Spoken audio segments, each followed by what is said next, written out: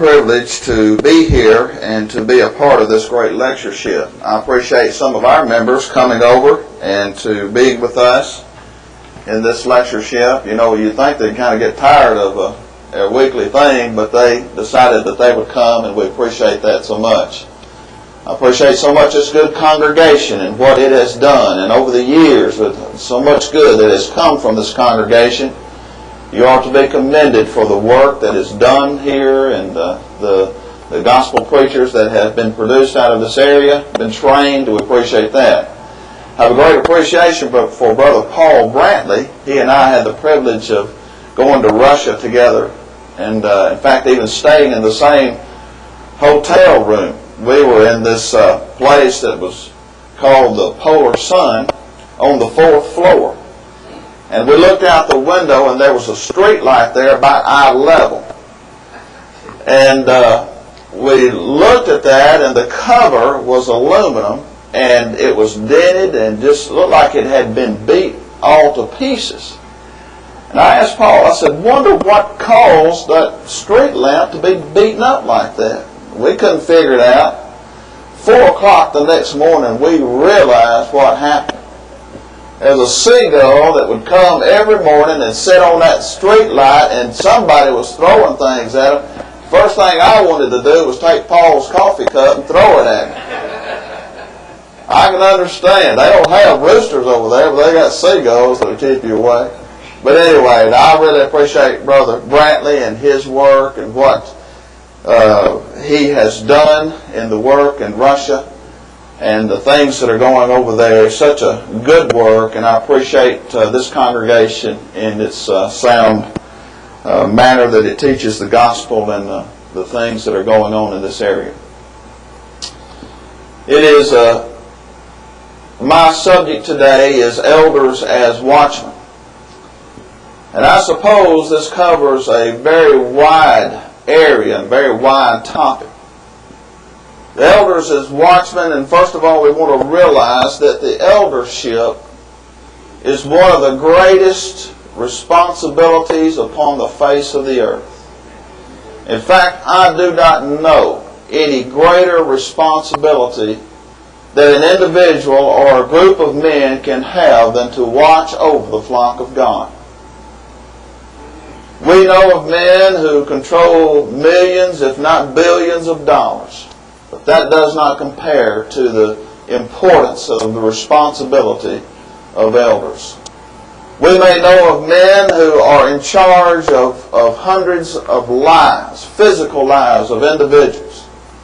But yet that still cannot compare to the grave responsibility of watching for the souls of the local congregation. Elders and eldership have the greatest responsibility. And certainly I have a deep respect for men who are willing to stand for the truth and to watch for the souls of others in the church. There's no question that God intended for there to be watchmen over His flock. In Acts chapter 20 and about verse 31, there Paul says, therefore watch. And he's talking to the Ephesian elders there, has called them from Miletus. He's warning them and instructing them, praying with them as he's ready to depart to Jerusalem. He talks about how that the church was purchased with the blood of Christ. There's no greater price than that. How that they were to watch for the souls there. And even watch from among themselves. He says, therefore watch. Over in Hebrews chapter 13 and verse 17, obey them that have the rule over you, and submit to them, for they watch for your souls. You know, that's a very important passages, those two right there. First of all, we have Paul talking to the elders and instructing them to watch. There is a direct commandment from God that comes through the mouth of the Apostle Paul that they are to be watchmen, that they are to watch. That the eldership is not a passive job, it is not a passive thing, but they are to watch intently with all of their might. Not only did Paul instruct the elders there was instruction, divine instruction to the church, that the elders were to watch over them. You know, there's some congregations that won't allow their eldership to watch. They won't allow them to be elders. All they want is an eldership in name. That's all that they are interested in. They don't want anybody to be ruling over them or anybody to be watching for their souls. But here, by divine instruction, God says that they watch for your souls. You just see, God talked to the church, and He talked to the elders through divine inspiration. So what we have here is an instruction not from Paul himself as a man, not from some individual who decided, well, I think this would be a good thing to do, but from God. These instructions came from the mind of God through inspiration. So what we have here is a commandment that we ought to respect and recognize that these men have a grave responsibility to watch for the church and for the souls of the church. In 1 Peter chapter 5, there the Apostle Peter is writing, and he says, I exhort you, he says, I'm an elder also. He says in verse 2, to feed the flock of God. We know that's a responsibility of the eldership. But he also says in verse 2, taking the oversight. Now what do you think that would involve? Well, I believe watching for the souls of the church is involved in that. Well, they take the oversight, not by constraint, that they are to watch for the church, for the souls of the church there. You know, as parents, we take the oversight of the home. We watch for our children. When we instruct them and guide them and teach them, we also watch for them. We watch for their safety. We watch for their health. We watch for their education. We watch for them in every manner. We understand this as parents. But we need to understand that the elders watch for the souls of the church, and to taking the oversight includes watching for those individuals. We need to talk about the words that are mentioned here, and I'm not trying to get into somebody else's lesson, but when you think about watching for the church, you think about the term as elder, which refers to his spiritual maturity. That word describes his spiritual maturity. Who do you want watching for your souls in the church? Who do you want watching for the new converts, for the new individuals? I want somebody who has spiritual maturity. Someone who has been through life. Someone who has been a Christian. Someone who is learned in the Bible and understands what the Scriptures say. I want somebody who is spiritually mature to watch over me. Let me tell you something. A lot of preachers need the good oversight of an elder. I think every preacher needs a good eldership. It's unfortunate that there are some congregations who do not have an eldership, and the preacher there is left to be the pastor. Well, it may not, we understand that that's not the way it is in the Bible, but sometimes it works towards that end because they're human. But there needs to be an eldership in every congregation for the simple fact of watching. And the word elder, referring to his spiritual maturity, would be one that could watch for the dangers that would be approaching. Also the word pastor or shepherd, which includes the duty of tender care for the flock. You know, as elders, they have a grave responsibility and a wide range of responsibility. But think about a shepherd who watches over a flock with tender care. He shouldn't be a hireling. He shouldn't be the one who is looking for a payday or looking for some benefit to pad his own pocket. But the tender care of a shepherd, of a pastor, of a group of men who will watch over the flock and care for the flock. You know, the Bible in many places describes the church as a flock and as those that watch over them as shepherds. Well, a shepherd cares for his sheep. He watches over them with tender, loving care. And certainly I would want an individual who would watch over the flock and watch over my soul in that manner. The word steward in 1 Timothy 3, it talks about the steward of God, or rather Titus chapter 1, talks about the steward of God, those who are responsible and certainly watching for them. A manager of a household certainly includes the idea of watching. And then there's the idea of overseer, refers to the position. Not just any position, but a stable position that would be stable in his decisions, stable in his watching and searching and seeking for that which is right. The very definitions of these words demand the elders to be watchmen. In 1 Timothy chapter 3 and verse 2, one of the qualifications of an eldership is to be vigilant. Sometimes we think of vigilant as simply to be awake. But really, when you look the word up in Strong's Concordance and other Greek lexicons, you will find that the word vigilant means to be aware in all circumstances. The church has problems today. There are many people who, through ignorance and also through willfulness, that they would destroy the church or bring havoc to the church. They're bound and determined to change what God has set out through the years. But here we need individuals who are aware in all circumstances. How can an elder watch? How can an eldership watch if they are not aware of the things that are being taught in the brotherhood? If they're not aware of all circumstances that they are being faced with?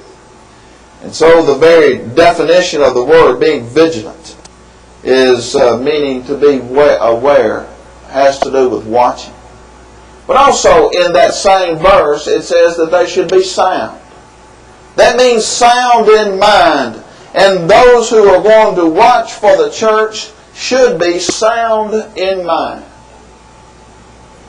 The church is the family of God.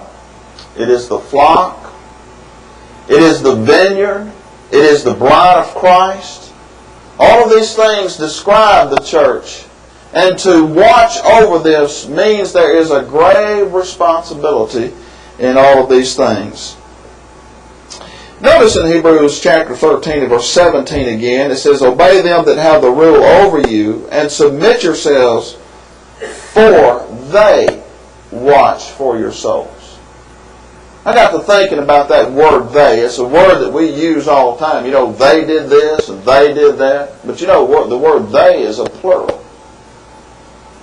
And I would feel more comfortable if there are more than one. Well, of course, that's God's instructions that there be more than one. But how can an eldership of 2 men watch for the souls of 700 people? It would be hard to do, wouldn't it? Wouldn't be an unscriptural thing, but it would be very difficult to do. When I was living in Jasper and attending with Brother Bobby Duncan there at the 6th Avenue congregation, I cannot remember how many. They had somewhere around 375, 400 members there or in attendance. There were 12 elders, I believe 12 elders. I began to preach, and Brother Duncan had an influence on me to go out and preach, and I decided to go to the school of preaching, Memphis School of Preaching. So I called and one of the elders, and they said, "Yes, come on a Monday night, we'll talk with you." When I walked in the door, there was 12 elders sitting around a table. You think they were watching for the souls of the church? Yes, they were. You think they were interested in me going to school? Yes, they were. You think that they strove to make sure that the congregation was sound? Yes, they did. So I believe very greatly that there is strength in numbers. especially in the eldership. It's very difficult for two men to watch for all of the souls of the church. Of course, it's obvious with the more you have, the more difficult the job is. But thinking about that word, they watch for your souls. Not one individual who has exalted himself up to be the elder and then become the bishop and so on and so on. But here are men who watch in the plural. I would feel better, not just that my feelings count, but the fact is that they, strength in number, what one may not be able to see or maybe overlook, another one can. And these men who are the elders and watch for the church have strength in numbers. I certainly appreciate a congregation who have elders that work together. Too many times there are some that work against another. I've seen congregations when there has been a division in the eldership. They can't watch for the church when there's division there, but when you've got 12 elders who are seeking the benefit and the best of the congregation and watching for the church, you've got a strong, solid foundation which we can rest assured. You know, there's peace in that. There's somewhat some peace and serenity knowing that you have men who are sound in the faith, who are watching for the souls of the church. It's a comforting thing to a gospel preacher. You know, preachers worry about the church and they worry about individuals and they worry about what's going on. But when you've got men who are capable of watching, who are in that position, then you have individuals, a congregation that is at peace, a peace of mind. So the eldership is certainly to be plural in their watching. You think about it, what would happen to a congregation that had no elders? I was worshiping up in Virginia, in Chesapeake, Virginia. A congregation up there of about 125 had no elders, and they didn't have elders for several years. Hadn't had elders for several years. And in fact, I think somewhere around 15 or 20 years they hadn't had any elders. They had a preacher there who was in bad health, and he oftentimes was not able to be at the services. So the preacher resigned because of his health. Well, that left no preacher and left no elders. Some of the men decided that they would just kind of coast along and save a little money and not hire a preacher, and they thought that they could handle the business. What do you think is going to happen to a congregation that has no one to watch over it? Well, I'll tell you what happened to that congregation. Some troublemakers from another congregation was run off by an eldership, and they came to this little congregation of about 125. They began to teach and they began to do things that sounded good and were very enthusiastic, but you could hear some things coming up. It just didn't sound right. The people at this congregation had never heard of Crossroads or Boston movement or charismatic movement, but it wasn't in about 3 months that congregation had to lock the doors because this group came in and brought their heresy. There was nobody to watch. So we can see the wisdom that God has had to have men come in and watch for the souls of the church. We know that elders must be capable of watching. And not only capable of watching, they must be willing to watch. Through experience and what I have understood as the eldership, my father was an elder. I have seen others who are elders, seen some of the problems that they face. By no means have seen all of the problems that they face. But sometimes it is very difficult to be an elder because of the church and the outsiders that would try to damage the church. And sometimes there are men who are not willing to take that responsibility to watch over the flock.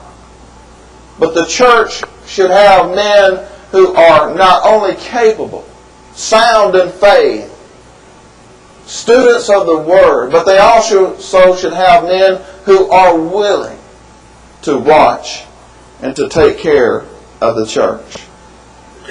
As we continue this lesson, we understand that elders have a duty to watch. They have a duty to watch for false doctrine and false teachers.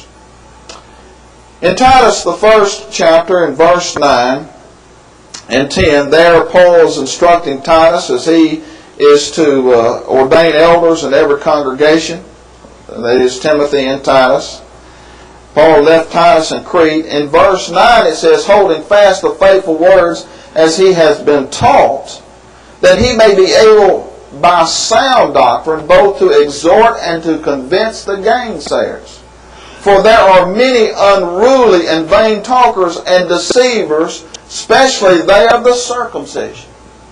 Well, Paul knew that the Jews would give the church a lot of problems. But who's going to watch for those individuals? Who's going to watch for the warning signs and the dangers? Those men who are capable to watch. Those men who understand. Those men who are spiritually mature to watch. And so these elders are admonished to watch and to care for the church. The eldership requires a watchful eye. They're vain talkers. That word vain talker means a wrangler, one who likes to contend, one who likes to stir up something. You know, I had an individual who would always want to bring up something. He was always wanting to talk about fasting. He was always wanting to talk about Christians in war. He was always wanting to bring up things that had no significance in the Scriptures. He was an individual who simply wanted to have an argument every time the Bible class began. Elders can watch for those kind of things and can cut off any problem before it gets out of hand. There are also deceivers, those who would deceive individuals, deceive the weak. You know, some congregations never heard of Boston movement. Of course, that movement's several decades old, I suppose. Never heard of Crossroads. Never heard of new hermeneutics. Never heard of these things coming up. And there's always somebody that's got a new verse or new meaning on marriage, divorce, and remarriage. There's always somebody that's got a new way of worshiping God through choirs and quartets and things of that nature. And young and innocent Christians, weak Christians, can be easily deceived by these individuals who will bring in these damnable heresies. Elders can, with a watchful eye. You know, Solomon said there's nothing new that's under the sun, and I suppose that would come to about the church too. Brother H. Leo Bowles was fighting instrumental music. Using those fighting him were using the same arguments that they're using today. If you want to know how to answer those things, go back and read what Brother Bowles said back in the 30s. That's all you've got to do. And this new idea of changing the way that we read the Scriptures, elders can understand that and pick up on and watch for that and cut those things off. So we understand that elders have a duty to watch for the false teachers. You know something, Jesus even said that. He says, beware of false teachers or false prophets which come to you in sheep's clothing, but they are ravening wolves. You know, I don't know of a false teacher that comes through the door wearing a sign saying, I'm a false teacher. I'm going to divide the church. I'm going to split the church. I'm going to cause some to fall away. I don't know of anybody that does that. But let me tell you what, their doctrine will sure tear the church up. And elders who are watching can put an end to that before it even begins.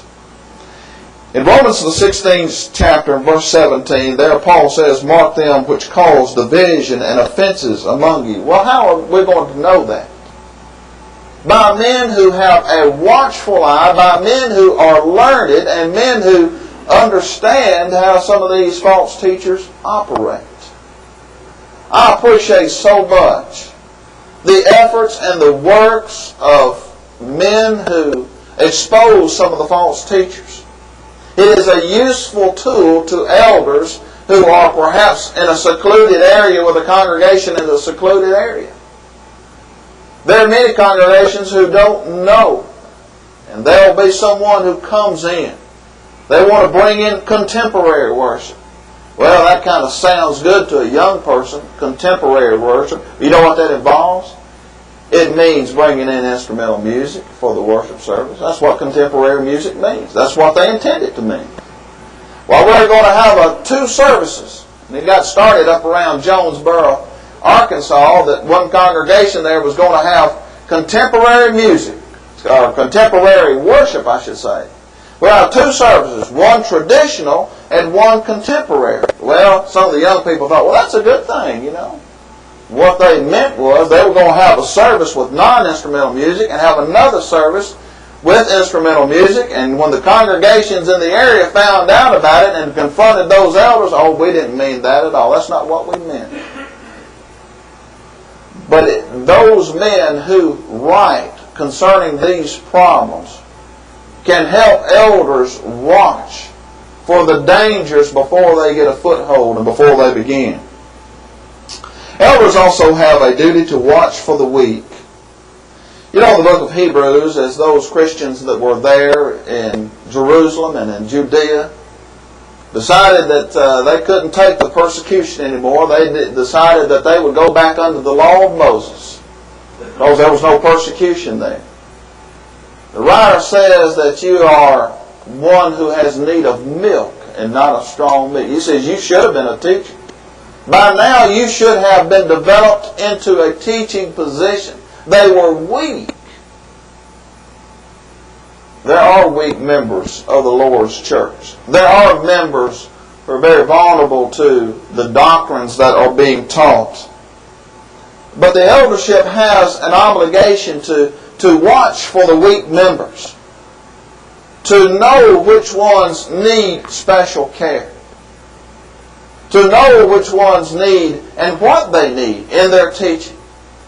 Elders have a responsibility to watch for those who are weak. In 1 Corinthians chapter 8 and verse 9, there are some who would use their Christianity or their liberty to cause a stumbling block to others.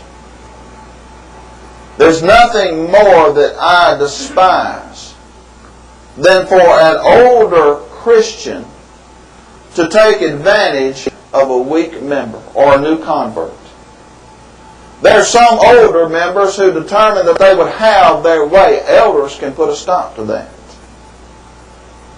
By experience, there have been older members who would divide the church, who would contend with the elders because they didn't agree with the way that they spent the money or agree with the way in which they were doing or hiring a preacher, and forget about the weak member over there who were looking to them, the new convert who was saying, now listen, I've obeyed the gospel, I'm in the right church, I'm in the church here.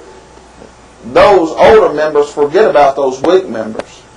Those weaker members are looking to the older members and usually puts them up on a higher plane.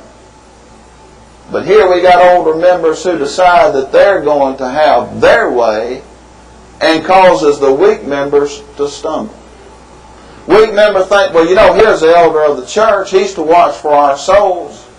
We respect his decision, and here comes some other individual that says, well, listen, we ain't going to have it that way. We're going to change it around here. What does that do to the new converts? Well, I wouldn't want to stand on the day of judgment before the king to be judged having split the church over my opinion. It is a very difficult thing to face. Well, it's a very difficult thing in some congregations to have individuals who are willing or wanting their way. But the eldership can certainly contend with those things and to watch for the souls of the weaker members. Also, we must realize that elders must watch for wolves which are among them. The Apostle Paul wrote in Acts 20 again, he says, watch for the wolves that are among you. If we follow history, if we follow secular history after the first century, after the church began, we will see where one man rose up out of the eldership and became the bishop, or actually the elder. Through that he became the bishop and eventually became the pope, the one who governs the universal church, who makes all of this. Paul says that they must be watched for the wolves that are among them. And one of the qualifications of an eldership is not to be self-willed. That's why I respect these elders who sit down and when they make decisions for the congregation, who are looking after the congregation, who make these decisions, that they are in harmony with one with another. They're not self-willed. There's peace in them. And with a watchful eye, they watch over the church. Elders also are to watch for the work of the church. We know that the greatest work to be done is Mark 16, verse 15 and 16. Go ye into all the world and preach the gospel to every creature. He that believeth and is baptized shall be saved. If a church or congregation or eldership is not missionary-minded, then they will certainly die spiritually. You know, the Lord told the Ephesian church that they were dead. They hadn't been doing the missionary work that they should have been doing. So we have a church and the need of the elders to watch for the work of the church and make sure the work of the church is being done.